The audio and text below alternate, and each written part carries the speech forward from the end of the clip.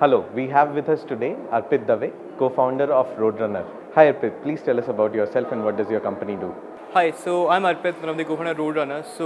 Roadrunnr is actually a hyperlocal logistics platform for small merchants as well as demand aggregators like Tiny Owl and Food Panda to get products delivered from a particular merchant to the customer. Provided both of them are within 8 kilometer radius. So we are a hyperlocal logistics platform which provides just delivery as a service. In addition to a lot of value additions like live tracking to customers and easier, more and more interface for payment of the orders and things like that. So where can people use your service and what is the traction right now? So ultimately, we are a B2B platform. So we have close to 600 merchants on our platform operating out of 4 cities, Delhi, Gurgaon, Bombay, Bangalore. We started from Bangalore. So we sell to businesses and businesses use us as a delivery partner. So whenever you place an order on any restaurant or any grocery store or any other kind of store, it may happen that they're using us for delivery.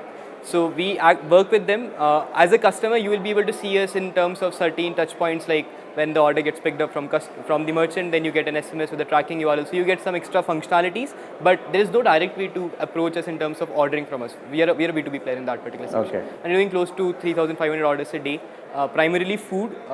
Recently I started other order categories like grocery, laundry.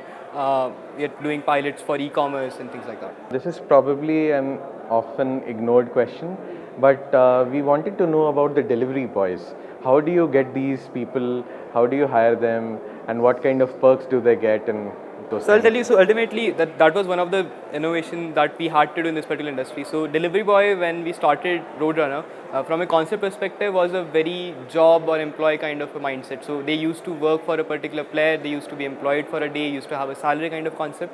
So we actually changed that. We actually made it more flexible for them, saying that now you don't need to, it's not a job for you, you're kind of like an independent businessman and you're doing delivery as a business. So you get paid on the basis of work which you do, how you do it, so that acts as an incentive structure for them. And from a sourcing perspective, when you open up so much flexibility for a person to work, you get a good amount of supply in terms of a lot of part-time college students who want to do it as a side job, a lot of courier company guys who after their job wants to do this as a part-time job, and then a lot of guys who do it as a full-time work, but they still, because there's a flexibility in terms of how much they can work and how efficient they are. The more efficient they are, the more money they can make. So from that particular angle, that was like something which we did as a different thing, and that's the question to answer to your question in a way. Yeah.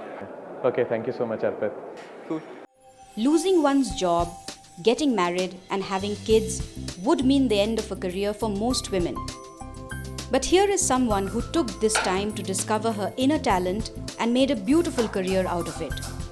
You had mentioned earlier, sometime in 2012-13, that the e-commerce share of retail is just 1%. Have you seen that scenario change over the years?